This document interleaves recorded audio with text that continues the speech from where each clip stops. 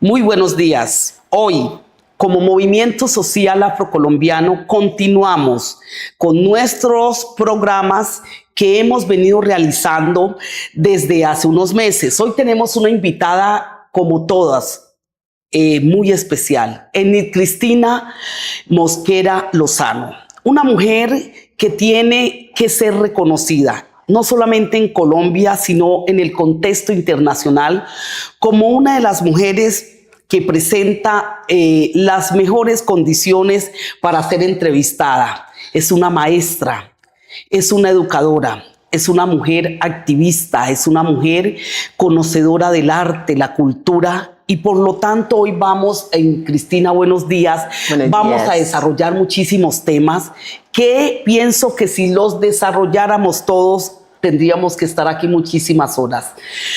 De entrada vamos a empezar con el tema de educación en Cristina, reconociendo que como rectora de una de las instituciones de educación en Cali, tienes mucho conocimiento del mismo. Y arranquemos de una dándote las gracias por estar aquí y que nos contaras, Enid, como mujer, como educadora, como mujer chocuana, como colombiana, como mujer amante de esa estética afro, que nos contaras, Enid Cristina, hoy cómo es la educación en Colombia. Bueno, primero buenos días a todos y a todas. Licenia, gracias por la invitación. Bueno, la educación en Colombia, nosotros como rectores, y te hago como una aclaración, yo soy una rectora etnoeducadora. Sí. Tú sabes que aquí en Santiago de Cali tenemos 26 instituciones tipificadas como afrocolombianas. Yo soy una de esas 26 rectoras. Y bueno, la educación en Colombia, como estabas preguntando, es un tema que a nosotros como rectores nos convoca para contarles y mostrarles no solamente a la gente de Cali, sino del mundo, que cada día le estamos apostando por mejorar la calidad de la educación. Que tenemos diferentes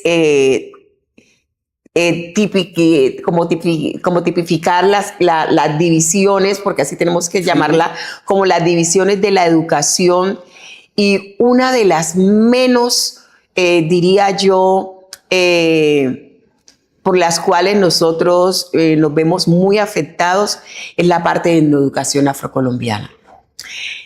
Nuestros estudiantes y los colegios públicos y privados de Colombia le están apostando por mejorar la calidad de la educación, por mejorar las pruebas PISA, por mejorar las pruebas ICFES, porque tú sabes que a través de esas pruebas es que nos miden, exactamente, nos miden no solamente a las instituciones, sino a los estudiantes y a nosotros en Colombia, ¿no? Pero pudiéramos decir, Cristina, que en Colombia el indicador de cobertura, estamos bien en ese indicador en cobertura. Y luego me gustaría que nos explicaras en el tema de calidad, ¿cómo vamos? Bueno, la cobertura educativa, el Ministerio de Educación y la Secretaría de Educación tratan de mejorar la cobertura educativa. Me refiero a los colegios públicos, yo te hablo como funcionaria pública, ¿no? Sí. Entonces, siempre se ha tratado de bajar esa cobertura contratada para que los estudiantes regresen a las instituciones públicas. Ha sido bastante difícil. Si tú me preguntas, y dentro de las reuniones y de los análisis que hemos hecho como rectores de Cali, la cobertura contratada de Cali está por encima de los 55,000 estudiantes, sí, no más.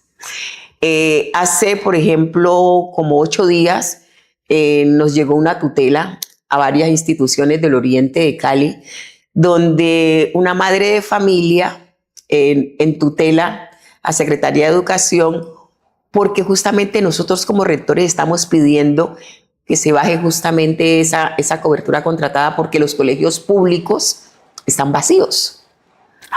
Están vacíos.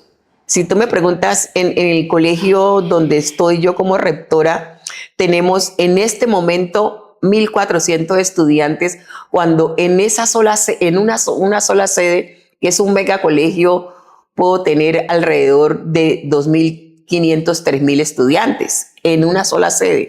Pero cuando se diseñó todo este tema de ampliación de cobertura en Cristina, era para una vez en las instituciones del sector público estuviese 100%, ahí se pasaría a la contratación con el sector privado. Ese sería el ideal, Isenia. Pero no está sucediendo. Pero no se está dando, eso es mentira. Las instituciones públicas de Cali están vacías.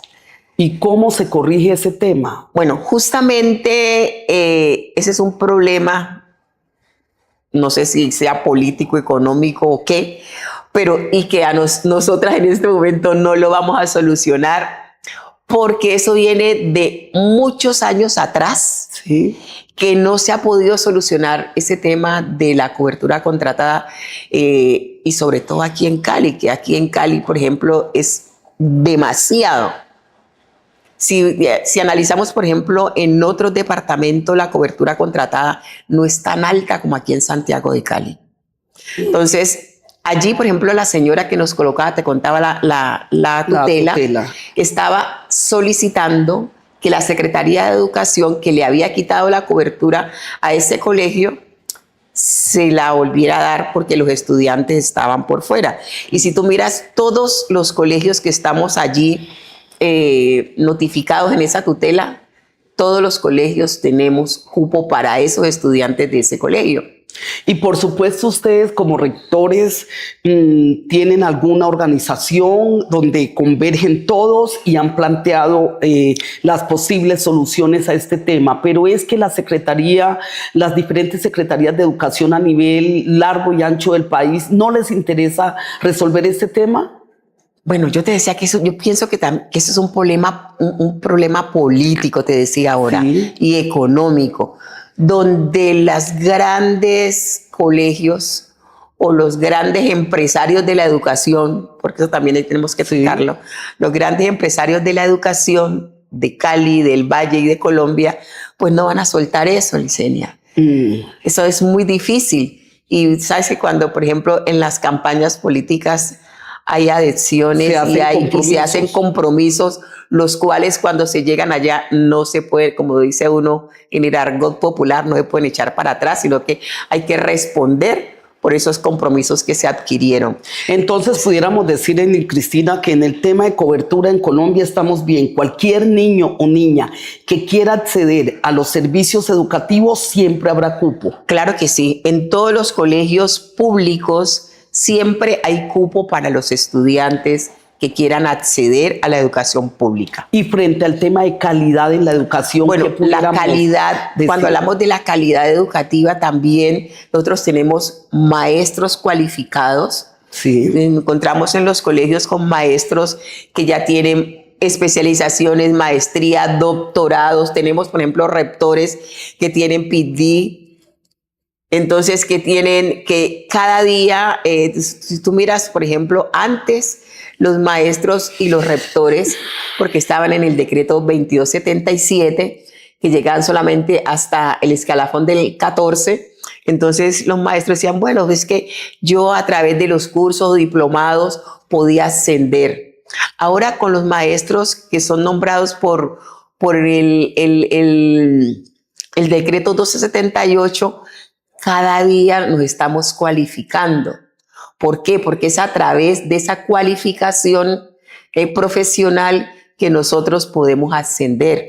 Entonces, y de esa manera, pues también vas a recibir unos recursos por tus capacitaciones, por tu educación y por todo lo que tú haces por la calidad educativa. Y eso se ve reflejado en las instituciones, en unos planes de área mejor, en unas pruebas que presentan los estudiantes. Si tú te das cuenta, por ejemplo, aquí en Cali tenemos colegios públicos que compiten con los mejores colegios privados de Cali, de Colombia. Buenaventura, por ejemplo, ¿te recuerdas que el año pasado Sí. el estudiante que sacó el mayor puntaje, ese 500 sobre estudiante 500. venía justamente de un colegio público? Entonces, esa calidad se está dando con pertinencia. Miramos, por ejemplo, que sí tenemos en algunas instituciones, pues yo te hablo del Oriente de Cali, que es donde toda mi vida me he desempeñado, porque siempre digo que es donde está mi comunidad, donde está mi gente del Pacífico, porque como mujer de Pacífico siempre estoy en mi territorio y defendiendo mi territorio y por supuesto mi comunidad.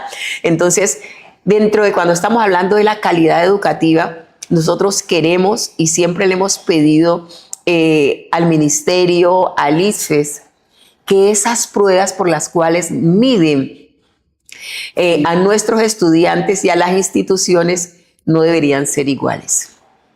¿Por qué? Porque aun cuando tenemos, te decía ahora, tenemos maestros capacitados, las condiciones socioeconómicas Son de diferentes. nuestros estudiantes son muy diferentes.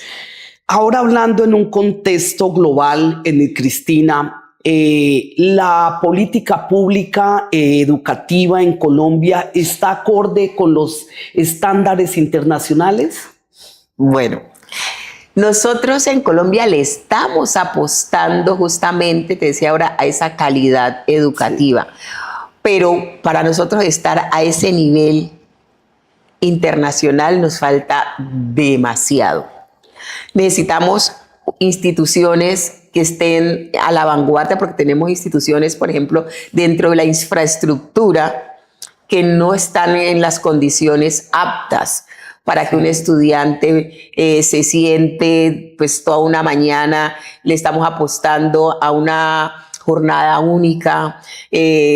Cada día mejoramos en la parte de darle una alimentación a través del PAE. Sí. Entonces, eso también está mejorando en las instituciones. Necesitamos unas condiciones, las partes de las TIC. Nosotros le estamos apostando a esa parte de conectividad. Ahorita, por ejemplo, me estaban llamando a decirme que nos habían bajado la cobertura de la institución, que se habían llevado antes de que iniciáramos esa entrevista, Sí. que me sonó, era justamente eso. Entonces, mira que esas condiciones para que en las instituciones de una u otra manera afectan demasiado. Como si vos tenés en una institución educativa 300 megas, te van a bajar a 100. Es que eso ni siquiera en tu casa lo tenés. Claro. Si en la casa uno tiene... Yo vivo sola y tengo 600 megas, como en mi colegio, que es un mega colegio donde tengo 38 aulas, 10 aulas especializadas. Imposible. Imposible con 100 megas que puedas trabajar con los estudiantes en una forma de esas. Entonces, si hablamos, ¿y qué países, digamos, pudiéramos tener como referentes de esa alta nivel educativo? ¿Qué países, digamos, soñaríamos nosotros como colombianos? Soñemos que nuestros nietos no van a llegar a ver esa calidad educativa de Finlandia, de Canadá, donde allá, por ejemplo, en Finlandia, el grupo de estudiantes que tienen los maestros en las aulas son supremamente pequeños. Cuando, por ejemplo, ayer yo fui a entregar las relaciones técnicas y tengo un grupo que tiene 27 estudiantes y tengo otro que tiene 28, y la solución que me dan era que tenía que fusionar esos dos grupos para que me quedaran casi de 50 y pico. ¿Qué maestro puede hablar de calidad educativa con un grupo de 40, 50 estudiantes? Entonces, si estamos hablando de esos estándares internacionales, te das cuenta que en Canadá los grupos son de 5 o 6 estudiantes, donde las condiciones, como decíamos nosotros en el Chocó, esto también habla, ¿no? Esta parte del estómago también habla. Sí. Cuando tienes unas condiciones económicas que cada día te preparas para que puedas recibir un salario digno, entonces eso también afecta, porque es que cuál es la motivación que tenemos, porque somos seres humanos y como seres humanos también tenemos sus obligaciones. Entonces hablamos de una parte económica, social, condiciones de infraestructura, de conectividad, de los materiales didácticos que necesitas en las instituciones, por ejemplo, las tareas. En estos países los niños no llevan tareas para la casa. Tenemos esa es otra cosa. Una gran distancia. Exactamente. Entre nuestro sector educativo colombiano y esos países con estos entonces, altos por ejemplo, estándares. En los estándares de calidad de la educación a nivel del mundo de Finlandia, nosotros estamos muy años lejos. luces para alcanzarlo. Y el segundo, pues, Canadá. Canadá. Y por supuesto, hemos notado en Cristina que han llegado muchísimos ministros de educación en Colombia a través de los últimos 15, 20 años y han conocido de esas experiencias en otros países y han querido traer algunas de esas experiencias aquí a Colombia, pero me parece que no. Nuestra querida exministra Aurora es una mujer muy cualificada, muy estudiosa, muy dedicada a la investigación de la educación, no solamente de Colombia, sino del mundo. Y ella le estaba apostando justamente a eso. Pero con esa falta de continuidad de los ministros, es la palabra. Es lo que hace que no podamos tener resultados Nosotros, de más. No solamente en los ministerios, sino también dentro de las mismas secretarías, ¿no? Si no hay una continuidad, llegas con un plan de gobierno, tenés unos planes para realizar con tus rectores, con tus y por ende nosotros con el equipo en las instituciones, la falta también, es que nosotros tenemos una cantidad de cosas que nos afecta, la falta de maestros en las aulas de clase, donde muchos padres de familia, ahora que hablábamos de esta ampliación de cobertura, una de las situaciones que afectan también que los padres de familia y que las personas no quieran ir a los colegios públicos es justamente eso, la falta de maestros, porque a veces se pensionan, pues, si se enferman, y el reemplazo que nosotros requerimos para que estos estudiantes puedan estar dentro de la institución, pues no están. ¿Y qué nos toca? Pues decir al padre de familia, hoy no tienen clase. Y eso a ningún padre de familia pues le va a gustar. Le puede favorecer. Ni le favorece tampoco. Cristina, ya cerrando este tema de educación para pasar a un segundo tema que sé que también a nuestra audiencia le va a encantar. Para cerrar este tema de educación, como lo decía al principio, podemos quedarnos horas enteras hablando de muchísimos otros indicadores. Pero para cerrar quisiera que nos contaras, ¿tenemos en Colombia una educación pertinente? Cuando hablamos de pertinencia, cuéntale a toda nuestra audiencia de qué estamos hablando. Bueno, cuando nosotros en uno de los foros permanentes para los afrodescendientes, en los cuales he formado parte en los últimos años, sí. Una de mis solicitudes fue justamente esa calidad educativa con pertinencia, porque nosotros como afros, tú sabes que estamos luchando porque nuestros estudiantes conozcan nuestra historia, sí, conozcan y se sientan orgullosos, se sientan autorreconocidos, y eso justamente lo hace esa educación pertinente. Y allí solicitaba yo al Foro Permanente de la ONU que en los distintos países del mundo, por ejemplo, en el último, que fue este año en el mes de abril, que asistimos a la ONU en Nueva York, y estamos hablando de las reparaciones. Y ahora, por ejemplo, el viernes pasado, que el colectivo de rectores y rectoras afro, que hizo el segundo foro internacional, que estamos hablando de reparaciones históricas, de etnoeducación y afrodescendencia, era justamente de eso, de hablar de esa educación con pertinencia, de mirar cómo a través de la historia las reparaciones dentro de la educación no se han dado. Entonces, nosotros acá en el colectivo hablamos de cómo hacer, y esa es una pregunta que nos quedó pues como allí a las personas que estuvieron como ponentes internacionales, o qué hacer desde la educación para poder reivindicar esa educación con pertinencia y esa calidad educativa para las poblaciones afrodescendientes. Pregunta, ¿por qué tú hablas siempre de educación y vuelves a la parte de no educación? Sí. Pues justamente, bueno, te repito, Licenia, es justamente por eso. Porque como yo soy una rectora endoeducadora, claro, y como mi bandera a través de toda la historia de mi vida ha sido justamente como defensora de mis comunidades, sí, de mi educación propia, entonces siempre voy a hablar y voy a volver justamente a lo que nosotros requerimos y necesitamos como población afro, y es una etnoeducación afrocolombiana pertinente. Esperamos en Cristina tener la posibilidad de seguir ahondando en estos temas educativos, y qué bueno conocer que hay un colectivo de rectores etnoeducadores en Cali, y que ojalá sirviera para que ese colectivo se ampliara a todo el país, y que esa gran responsabilidad que tienen ustedes como orientadores de esa política pública educativa en Colombia se pudiera consolidar de la mejor manera. Sabemos que no es fácil, pero ahí vamos y confiamos. Conozco aparte de los rectores que conforman ese colectivo y conozco de sus calidades, y sueño que de verdad ustedes puedan avanzar en todo lo que tienen planificado.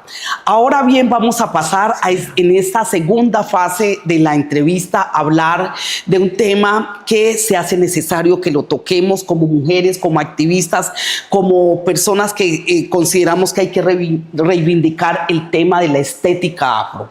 Enid Cristina es conocida en Colombia y en un contexto internacional como una de las mujeres, yo dijera la mujer emblemática, donde llega, está presente en ella la belleza, está presente en ella el color, el arte, está presente en Enid Cristina todo lo que pudiéramos pensar que es la estética afro. ¿Es correcto, Enid Cristina, hablar de estética afro? Bueno, bueno, tú me alabas de una manera, pero yo siempre como mujer, siempre mujer negra del Pacífico, siempre he dicho que la estética no solamente es afro, ¿no? La estética es de todos y de todas. Sí. Pero nosotros como afro siempre nos hemos caracterizado, Licenia, por esa, yo no diría apuesta, sino por mostrar, identificarnos con unas características específicas y muy particulares. Y aun cuando yo pienso que no sería como la experta, porque vuelvo y repito, soy maestra, soy educadora, no soy como nada de ese tema diseñadora. No soy ni diseñadora, cuando mis atuendos, mis vestidos, los diseño, bueno, digo a las diseñadoras qué es y cómo es que quiero que me los hagan, ¿no? Mis uñas, mis turbantes, siempre son muy particulares. Entonces yo creo que eso sería como cuando hablas de particulares, ¿cuáles son esas características que identifican esa estética? Bueno, las características específicas tenemos que hablar primero de nuestras orichas o nuestros orichas, porque allí están inmersos, ¿no? Sí. Eso dice mucho de los colores, de las formas, de cómo llevamos, cómo nos expresamos, cómo nos sentimos, cómo nos identificamos. Hasta cómo y entonces, nos sentimos, cómo nos sentamos, cómo nos desenvolvemos, cómo hablamos. Cómo llevamos nuestras exactamente. Entonces, tendríamos que hablar de esas deidades. Sí. Y tendríamos que hablar, porque eso viene desde allá, ¿no? Sí. Desde nuestras ancestras, desde nuestras deidades. Cuando hablamos de nuestras deidades, estoy hablando, por ejemplo, yo soy una hija de Ochum, que es una diosa del panteón mayor yoruba. Y entonces las hijas de Ochun tenemos unas características bien particulares. Así como nuestra madre, nuestros colores son rojo, naranja, amarillo, son colores muy fuertes, porque el temperamento de esta mujer, si la miramos los dorados, entonces el temperamento, la esencia, la estética de Ochun como mujer dominante, seductora, es bien particular. Pero pudiéramos decir entonces, Cristina, que todo este tema de estética nuestra, hoy hay un boom. En los últimos 10, 15 años nos hemos visibilizado. Claro, Licenia. Empezamos, por ejemplo, con los turbantes. Empezamos con llevar ese pelo, como dicen por allí las afrorizadas, con llevar ese pelo libre. Y entonces miramos muchas activistas a nivel de Cali, Colombia y el mundo que empezaron a decirle, aquí estamos con nuestros pelos, con nuestras trenzas, si ya sean diferentes tonalidades, 1, 2, 3, 4, A, B, C. Sí. Pero eso ha impactado mucho, porque muchas mujeres blanco-mestizas ya están buscando utilizar, ya miramos, por ejemplo, en muchas pasarelas, Licenia, del mundo, nos encontramos que como no pueden colocarse en nuestros cabellos, entonces se colocan una peluca, o se ponen un turbante, o se ponen una blaca, o de alguna otra manera nosotras estamos marcando justamente esa moda y con nuestras formas de mostrarnos y decir. Yo siempre he dicho que esto ha generado en nuestra población nuevos ingresos. En Cristina, claro, tenemos nuevas empresarias y empresarios. Tenemos muchas empresarias y empresarios dedicados al cuidado del cabello, nuestros maquillajes, sí, nuestras uñas, por ejemplo, estos aretes, y todo esto son recursos que les llega no solamente a la familia, a los sí, hogares.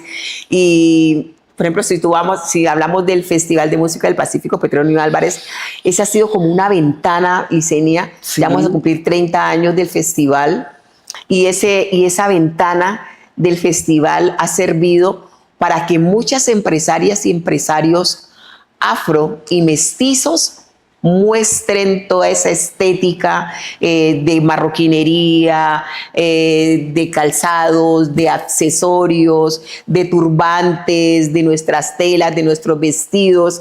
Entonces, estamos generando ingresos para nuestras mujeres y nuestros hombres afros. Claro, Cristina, yo sí pienso que hay que reconocer abiertamente que el Festival de Música del Pacífico Petronio Álvarez ha sido una de las plataformas que han sí, permitido que nuestra estética se visibilice, se proyecte, y cada día la veo con mucha más fuerza. Y pudiéramos decir de todas estas empresarias, estos empresarios, se están organizando, están organizados en Cristina. Mira que para no empezar a mencionar uno u otro, pudiéramos decir que sí están organizados. Bueno, yo estuve... Que sí se están organizando. Yo estuve por allí en alguna reunión infiltrada, le digo yo, porque yo no era invitada. Le cuento que ustedes saben que yo no soy empresaria, yo soy maestra, y no sé por qué me he metido en un grupo y me llegó pues una convocatoria, y yo participé de una reunión. Aquí, por ejemplo, hay grupos que ya se están organizando donde las mujeres, por ejemplo, yo siempre apoyo a mis mujeres y a mi comunidad del Pacífico, y ahora en el mes de la herencia africana, en el mes de mayo, tuve la oportunidad de participar y ayudarles, de colaborarles a un grupo de empresarias que tienen sus microempresas. Creo que estuvieron también en Washington mostrando un poquitico de todo esto que ellas están haciendo. Están colocando ya sus almacenes. Ayer, por ejemplo, estuve en una de las tiendas de una de las diseñadoras de joyas que yo admiro muchísimo, que es Yo Pacífico. No sé si puedo, ya lo dije. Sí, claro. Pero estamos hablando y estamos tratando, y cuando hablamos de las mujeres, es apoyar a estas mujeres que nos visten, que decoran nuestro cuerpo con su trabajo, porque son cosas hechas a mano y se están haciendo a pulso. Y por allá en Tumaco dicen que la plata tiene que circular entre nosotros, entre ¿no? nosotras, claro que y entonces sí. Eso es lo que yo siempre trato de apoyarlas. Por ejemplo, tenemos, y me gustaría hoy aprovechar aquí para hacerle ese reconocimiento a estas empresarias y estos empresarios que están haciendo las cosas, que empezaron con las uñas, no con las mías, sino con unas más cortiquitas, pero que están visibilizando su empresa. Y este reconocimiento, me dices que no podíamos reconocerlas a todas, pero sí darles ese reconocimiento hoy a Consuelo Cruz, que Consuelo está haciendo... está visibilizando esa moda baobab y está mostrando esos atuendos y esas cosas todas maravillosas. Una niña muy joven que también hace mucho rato viene trabajando por la estética afro, Gia Cabezas. Es una niña muy, muy talentosa. Esteban es un muchacho muy joven, Esteban África, es un muchacho muy joven de Iscuandé que llegó aquí a Cali a estudiar. Yo recuerdo este muchacho cuando llegó, que era tía, y llegó a estudiar a la Santiago y empezó haciendo areticos. Y mira ya dónde va. Sí, haciendo areticos y nos llamaba. Él mismo los hacía en su casa y le mandaba uno al teléfono: vea, estoy vendiendo estos aretes, estoy vendiendo estas pulseras, es que con esto es que yo me ayudo para pagar mi universidad porque mi mamá está en Iscuante, mi mamá está en Buenaventura. Y entonces, ¿qué hacíamos nosotras? Ve, mira, apoyemos a este muchacho. Y mire que ya tiene su tienda aquí en Cali y es digno de admirar. Noemi Arboleda, una de las mujeres que aquí también va su reconocimiento, porque fue la primera mujer negra que empezó a trabajar con la parte de nuestro maquillaje. Sí, porque nosotros íbamos a buscar a los mercados y no encontramos los polvos. Quedamos complicadísimo, que parecíamos cucarachita de panadería, porque los polvos no nos quedaban bien, esas bases no eran para nuestra piel. Y ella se encargó de visibilizar y de mostrarnos que sí era posible. Y ahora, pues, es una de esas empresarias que está mostrando justamente esta parte de la estética de la mujer afro a nivel del mundo, porque ya estuvo hasta en África mostrando todo esto. De verdad, Edith, que es bien enriquecedor y es bien interesante cuando investigamos el tema de empresarios y empresarias afro que están en ese tema de estética. Es impresionante cómo creció ese sector en los últimos años. Sí. Y la mejor manera de continuar apoyando a todos nuestros empresarios y empresarias es comprando. No pedir rebajas, por amor de Dios, pero sí comprar a nuestra gente. Y de verdad, ya cerrando esta entrevista, que me encanta que nos hayas aceptado la invitación. Cristina, quisiera que nos contaras, ¿se pueden reivindicar derechos integrales de nuestras comunidades a través de la estética?